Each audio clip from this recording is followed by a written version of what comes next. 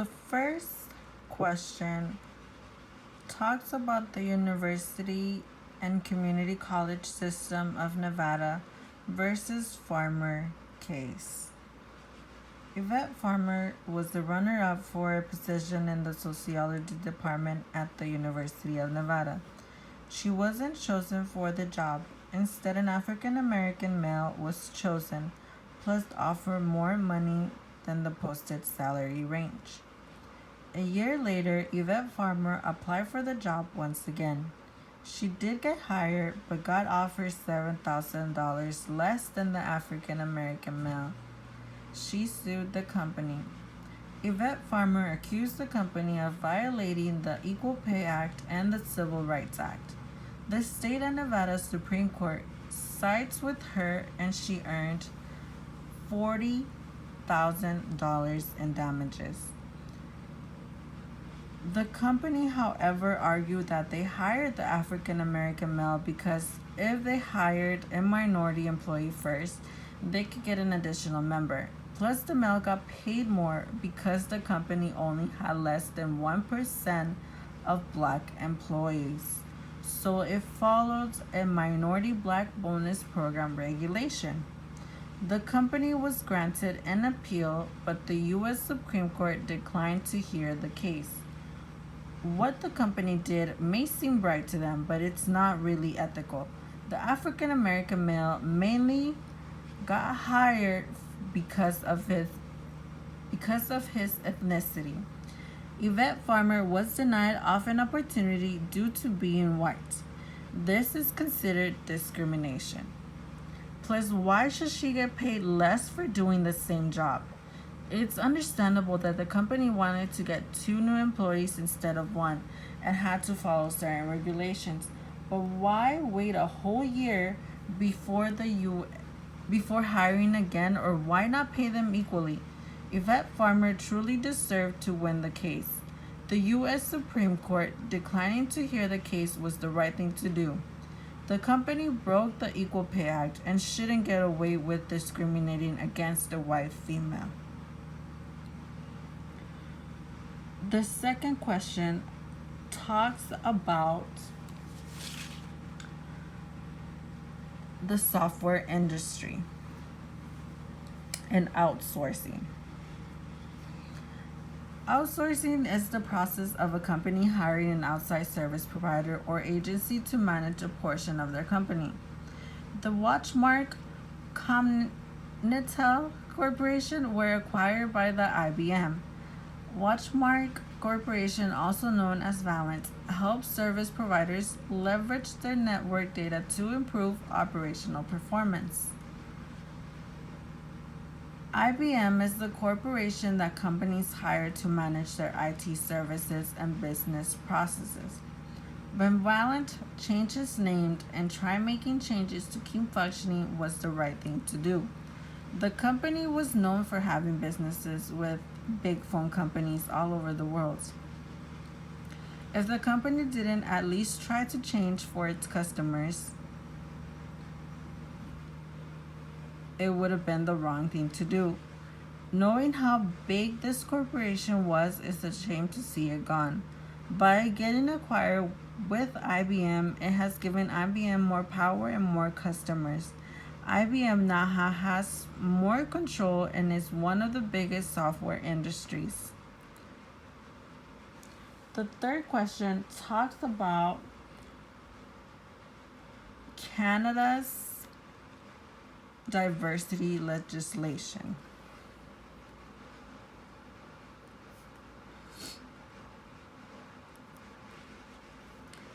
When people think of Canada, what comes to mind?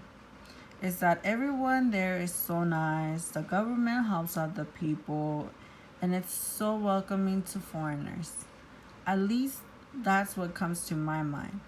Have you ever thought about why it's easier for employers to follow the diversity legislation in Canada than in the United States?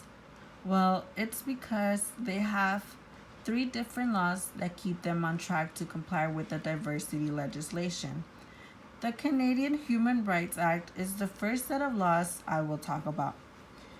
In this Canadian right, it clearly states that people shouldn't be discriminated against on the basis of race, gender, sexual orientation, disability status, and certain other grounds.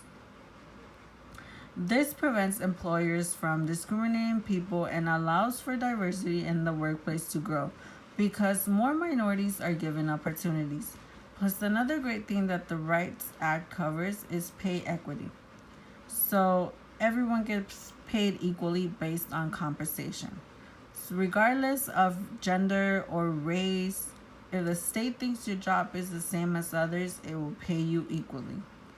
I think that can create conflict with people that have an education because nowadays not everyone that's successful goes to college or university. Canada also has the Canadian Employment Equity Act, which protects four groups: women, Aboriginal people, people with disabilities, and visible minorities. But just because this law only covers four specific groups doesn't mean others can be discriminated against. This law just protects these four groups and demands that employers increase representation of these groups. Enforcing this law will definitely help companies keep up with the diversity legislation. Here in the United States, we see less diversity in companies, and it's known that women and minorities get discriminated against. The Charter of Rights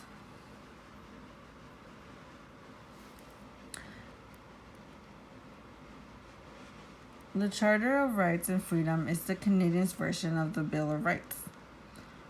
Canada definitely seems to care about diversity and people's rights. It's amazing they have all these regulations to help direct companies into complying with the diversity legislation. The next topic, I was asked to choose a source of media and do the exercise on the textbook. So for this exercise, I chose the Arizona Republic newspaper. I feel the newspaper is made for a certain type of person. The newspaper is made to inform people of what's going on in the community, but it's also made out of people's opinions. The newspaper stories don't cover every community. It's mostly made up of stories for the older, white, and wealthy community. Newspaper readership is lowest among young adults, 59%, and increases with age to 76% among seniors 65 and over.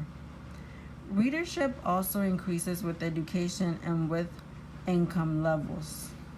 The ads on the newspaper also feel like they only target the older community. Most of the ads were about hearing aids and hearing assessments or retirement programs. I feel like most newspapers companies know its audience and just write for that particular audience.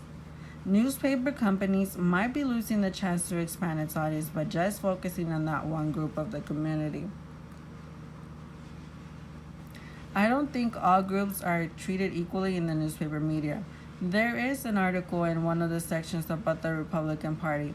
Once I was reading it, I realized that it kept saying that the Republican Party is doing right, that the Republican Party are improving on certain things. And I feel like it was trying to persuade me into agreeing with the author's opinion.